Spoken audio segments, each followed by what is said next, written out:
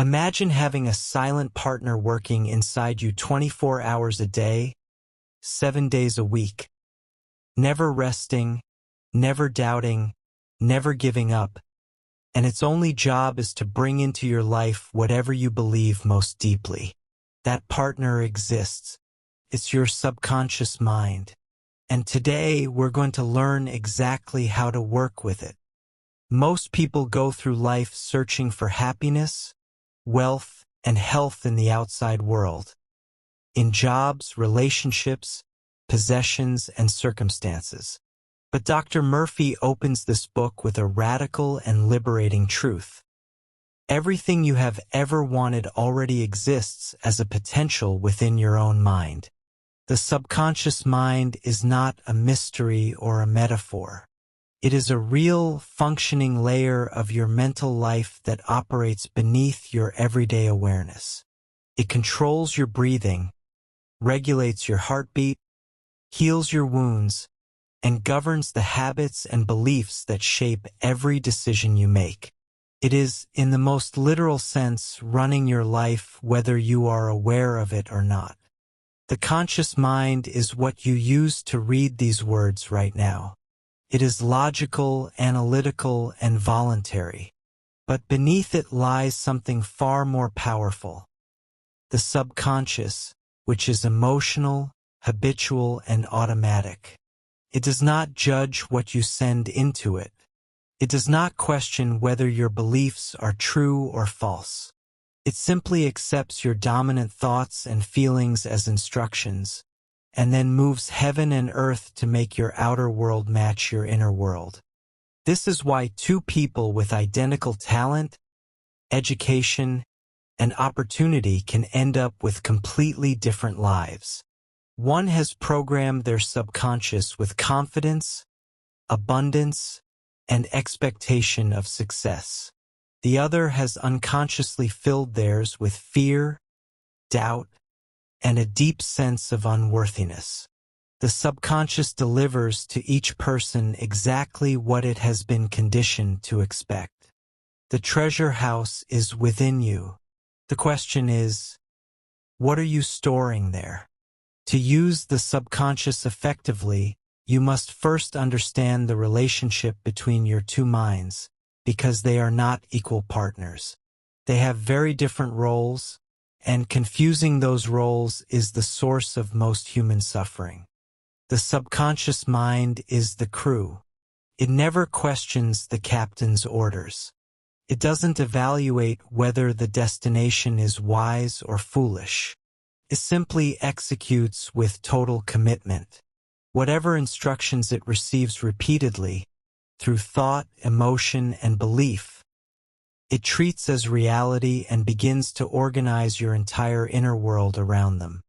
Here is where it gets deeply important.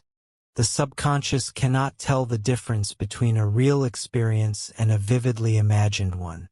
If you repeatedly imagine yourself failing, your subconscious accepts that as your reality and arranges your behavior, perception, and even your body chemistry to match. If you repeatedly imagine succeeding with genuine feeling and belief, your subconscious moves to align everything within you to make that success possible. Dr. Murphy uses the metaphor of a garden. Your conscious mind is the gardener. Your subconscious is the fertile soil. The soil doesn't choose what grows. It grows whatever seeds are planted in it, weeds or flowers, with equal enthusiasm. Most people plant seeds of worry, criticism, and fear, and then wonder why their garden is so miserable. This chapter is the beginning of learning to garden intentionally. Dr. Murphy makes a breathtaking claim here, one that he supports with case study after case study throughout the book. The subconscious mind is connected to something that transcends ordinary intelligence. He calls it infinite intelligence, the universal mind, or simply God, depending on your worldview, but his core point is practical. The subconscious has access to knowledge, solutions, and creative power that goes far beyond what your conscious mind can figure out on its own. We have all experienced this. You struggle with a problem for hours. You go to sleep or take a walk, stop consciously thinking about it, and suddenly the answer arrives seemingly from nowhere. That is your subconscious at work. It continued processing while your conscious mind rested, drawing on pattern recognition, stored memory, and what some researchers call unconscious cognition, a form of intelligence that is faster and in some ways deeper than deliberate thinking. The key to unlocking this power is surrender and trust. The conscious mind must stop forcing and start allowing. When you relax, affirm your intention, and genuinely release the outcome with trust, the subconscious goes to work in ways that will often astonish you. Dr. Murphy doesn't frame this as supernatural. He frames it as the natural functioning of a mind that is finally being used correctly. Miracles in this framework are not violations of natural law. They are demonstrations of a higher natural law that most people never learn to access. This chapter takes us on a fascinating historical journey to show that the power of the mind over the body is not a new discovery. It is one of the oldest truths in human civilization, recognized across cultures, religions, and centuries. In ancient Egypt, the sick would sleep in special temples where priests would perform rituals, prayers, and suggestions, and many would wake healed. The Greeks had Asclepius, their god of medicine, and his temples were essentially healing centers where suggestion, dream interpretation, and faith were the primary tools. In the early Christian world, healing through prayer and the laying on of hands was commonplace and documented widely. What was the common thread in all of these practices across cultures so different from one another? Faith. Not faith in a specific deity or ritual, but a deep, total, unquestioning belief that healing was possible. That belief, planted firmly into the subconscious, activated the body's own extraordinary healing systems. Dr. Murphy's point is not religious. It is scientific and psychological. The mind and the body are not separate systems. They are one integrated system, and the mind, specifically the subconscious, is the master controller. Every ancient healing tradition understood this intuitively, even without the language of neuroscience or psychoneuroimmunology. They knew what modern medicine is only now rediscovering: belief heals. One of the most important concepts introduced here is psychosomatic medicine, the recognition that emotional states, beliefs, and thought patterns directly affect physical health. Chronic stress, for example, suppresses the immune system. Chronic fear inflames it inappropriately. Chronic resentment has been linked to cardiovascular disease. These are not metaphors. They are documented biochemical pathways. But the reverse is equally true.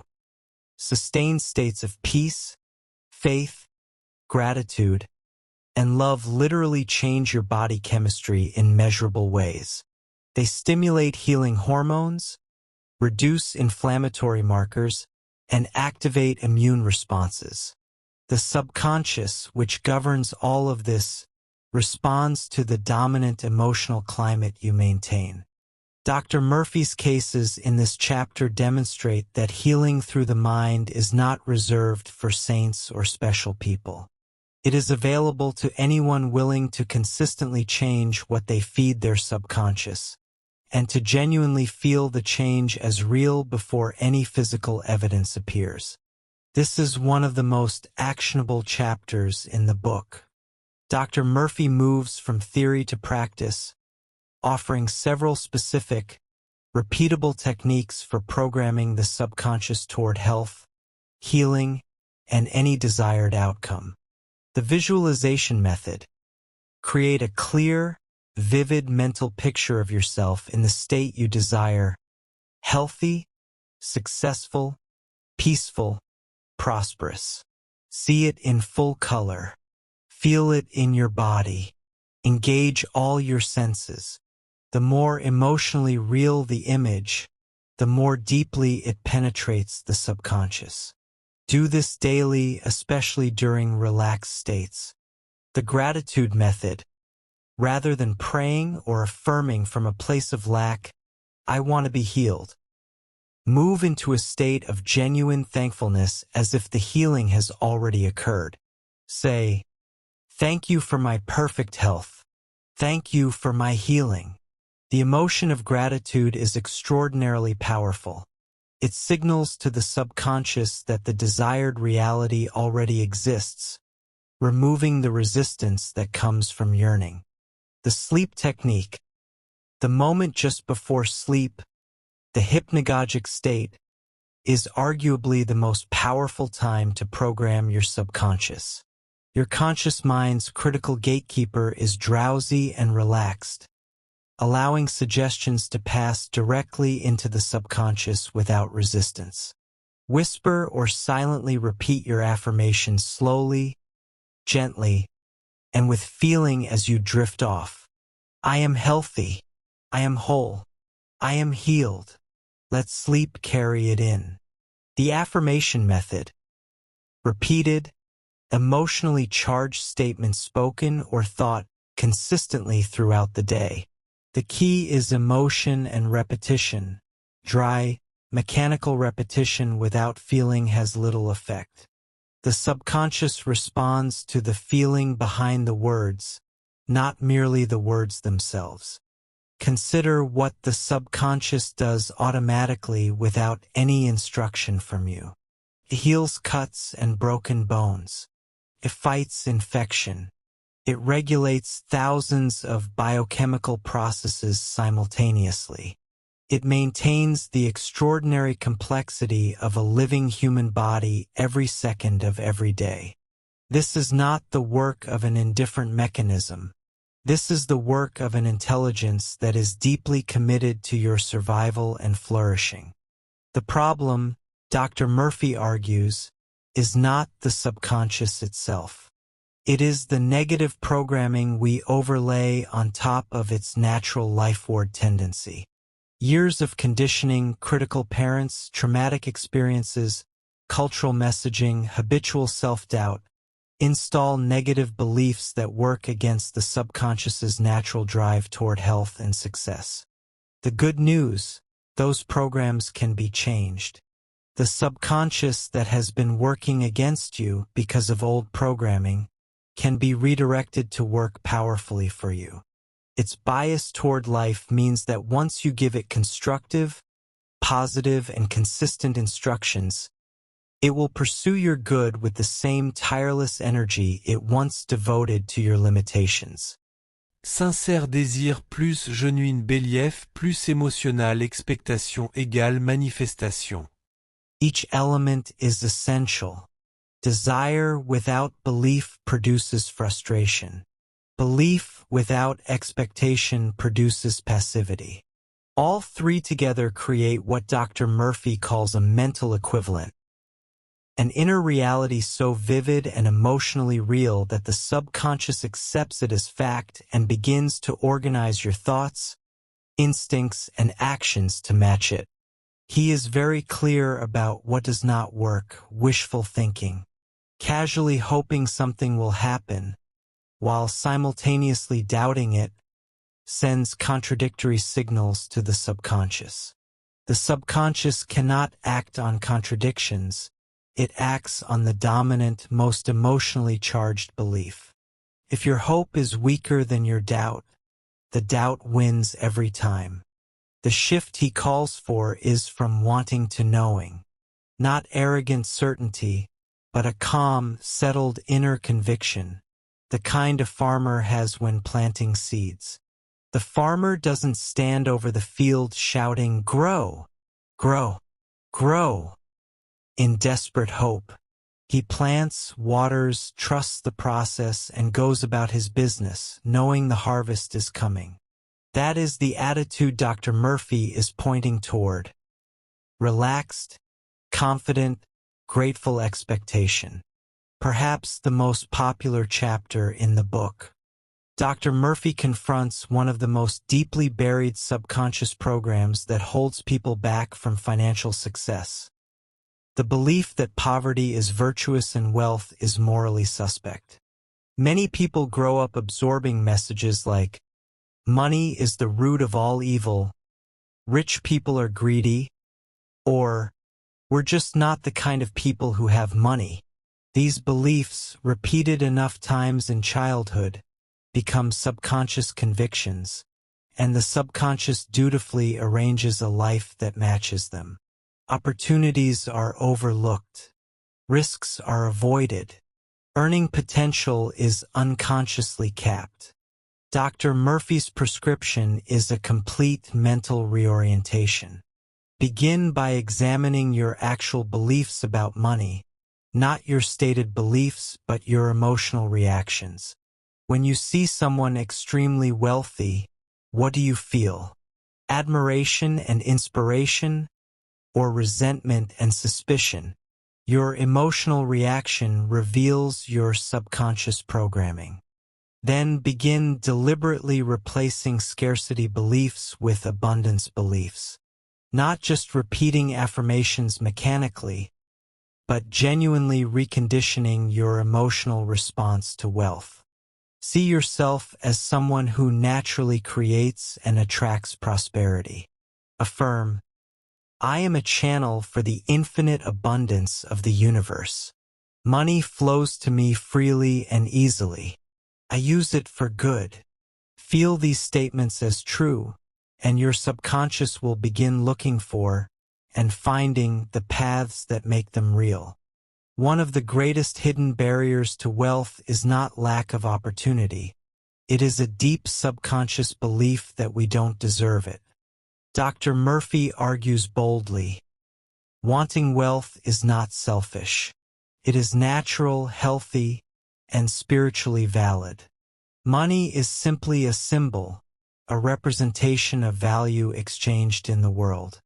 Having more of it means more freedom, more security, more ability to help your family and contribute to your community. There is nothing noble about unnecessary poverty. He encourages readers to make a conscious declaration. I deserve to be rich. I claim prosperity as my natural birthright. And then, crucially, to sit with that statement and notice every internal resistance that arises. Each resistance is a subconscious belief to be examined and dissolved. Wealth begins the moment you genuinely feel, not just intellectually agree, that you are worthy of it. This means that the most important work you can do for your career or goals is not always the outward hustle, though action is essential. The most important work is cultivating an inner state of settled confidence that your success is inevitable. Not arrogance, not denial of challenges, but a deep, calm knowing that you have what it takes, that the right opportunities will come, and that the universe is arranged in your favor. When that inner state is established in the subconscious, remarkable things begin happening. You start noticing opportunities you previously overlooked. Your intuition sharpens. The right people seem to appear at the right time. You make bolder, better decisions because fear is no longer your dominant operating state. Dr. Murphy asks readers to spend time each day mentally rehearsing success, not fantasizing idly, but with deliberate emotional engagement. Imagine the conversations you'll have, the feelings you'll experience, the specific textures of achievement. Make it real in your mind first, and the subconscious will help you make it real in the world. Some of the greatest breakthroughs in human history came not from relentless conscious effort, but from a moment of inspired insight that seemed to arrive from somewhere beyond ordinary thinking. Dr. Murphy explores several famous examples. The mathematician Ramanujan attributed his extraordinary discoveries to dreams visited upon him by his family goddess.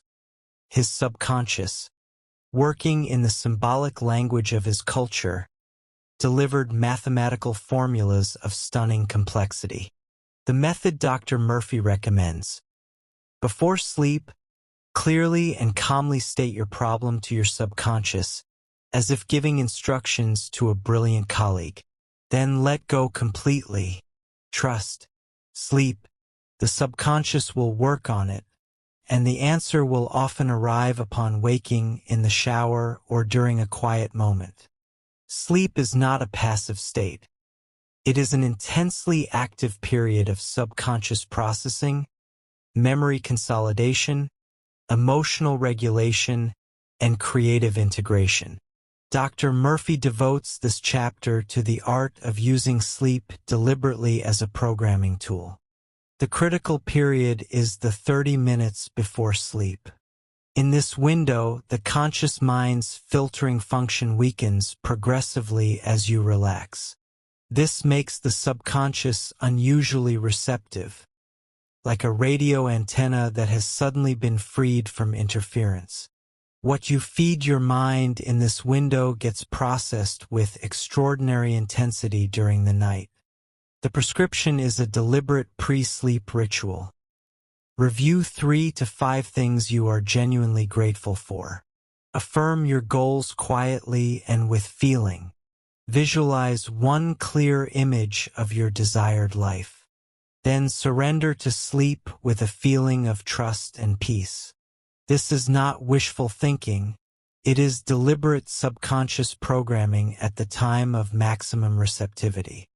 Dr. Murphy applies his principles to one of the most emotionally charged areas of human life: intimate relationships. His central argument here is both challenging and liberating. The quality of your relationships is a reflection of your inner beliefs about yourself and about love. If you believe at a subconscious level that you are unworthy of love, you will unconsciously behave in ways that push love away, even from people who genuinely want to give it. If you believe that relationships inevitably lead to pain, your subconscious will find evidence for that belief everywhere and help you create it. He is not suggesting you ignore real problems or accept harmful behavior. He is suggesting that the way you hold another person in your mind has a profound effect on how they show up in your life, and that changing the inner image is often the most powerful first step in changing the outer relationship. One of the most liberating ideas in the entire book appears in this chapter. Happiness is not a result of circumstances. It is a decision, and it can be programmed into your subconscious. Most people operate on what psychologists call the hedonic treadmill, the assumption that happiness is out there somewhere, contingent on the next achievement, the next relationship, the next financial milestone. When I get the promotion, then I'll be happy. When I lose the weight, then I'll feel good about myself. This approach never works because the subconscious is always matching your inner state. And if your inner state is conditional and dissatisfied, your experience of life will reflect that regardless of external changes. This is not toxic positivity, it is precision engineering of your mental state. And it works because the subconscious, once given clear and consistent instructions, will actually begin filtering your perception of reality to find evidence for your chosen emotional state. The world doesn't change, but what you notice about it and how you interpret it transforms completely. How other people treat you is, to a surprising degree, a function of the energy and expectations you broadcast from your subconscious. Dr. Murphy makes the provocative but well-supported argument that your dominant mental attitude toward people is felt by them, even without words. If you approach interactions with suspicion, judgment, or a subtle sense of superiority or inferiority, your subconscious broadcasts those feelings through your micro-expressions, body language, tone of voice, and word choice, and people respond accordingly. The person who genuinely, at a subconscious level, sees others with warmth, goodwill, and respect tends to receive warmth, goodwill, and respect in return. The practice he recommends is remarkably simple. Mentally bless everyone you encounter. Before a meeting, silently affirm, I send you goodwill and peace. I see your highest self. This interaction will be harmonious and beneficial for both of us. Before a difficult conversation, affirm, the spirit within me speaks to the spirit within you, and we understand each other perfectly. This is not magic. It is the real effect of mental state on interpersonal dynamics. When you are genuinely in a state of goodwill, you listen better, speak more carefully, respond rather than react, and create conditions for the other person to be their best self too. When you hold a grudge, you believe you are punishing the person who wronged you. In reality, they are often completely unaffected while you carry a poison inside your own subconscious that colors every aspect of your life. Chronic resentment has been linked to depression, anxiety, immune dysfunction, and cardiovascular disease. You are not hurting your enemy. You are hurting yourself every single day. The method: sit quietly and deliberately call to mind the person you need to forgive. Then, with as much genuine feeling as you can generate, mentally say to them, I release you. I wish you well. I am free, and you are free. Repeat this until you feel a genuine softening, a letting go. This may take days or weeks of practice, but each session dissolves a little more of the program. And as it dissolves, you will feel an almost physical lightening, as if a weight you had forgotten you were carrying has finally been set down. Mental blocks, the invisible walls that stop us from achieving what we consciously want, are not mysterious forces or evidence of character weakness. They are simply old, repeated thoughts that have been accepted by the subconscious as true. And because the subconscious accepted them, it has been faithfully protecting you from anything that would contradict them.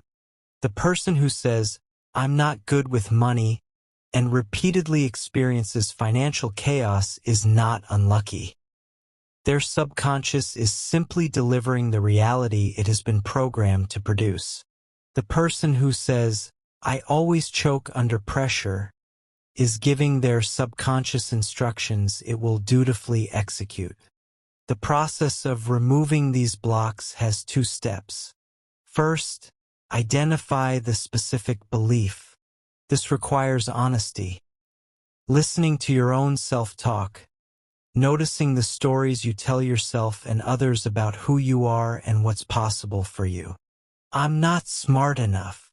I'm too old. I don't have the right connections. Each of these is a subconscious program. Second, systematically replace it with the opposite thought, consistently, emotionally, and persistently. The subconscious cannot hold 2 opposing programs of equal strength simultaneously. The dominant one wins. So your job is to make the new, empowering belief louder, more emotional, and more repeated than the old limiting one. This takes time, but it always works because the subconscious is not loyal to any particular program. It is loyal only to the most dominant one. Fear is the most widespread and debilitating form of negative subconscious programming. Dr. Murphy distinguishes between healthy, instinctive fear, which protects us from real danger, and chronic, habitual fear, which is simply an old thought pattern that has taken up permanent residence in the subconscious. Chronic fear of failure, of rejection, of illness, of death, of other people's opinions was almost always learned. A child who is repeatedly told the world is dangerous learns fear.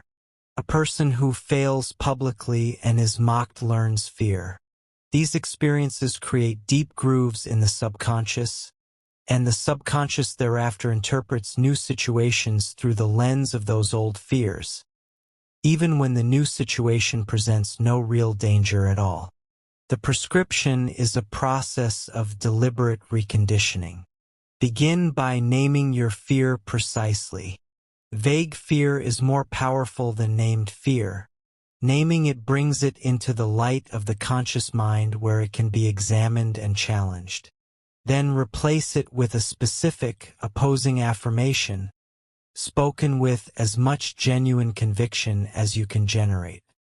I am afraid of public humiliation becomes, I speak with confidence and power.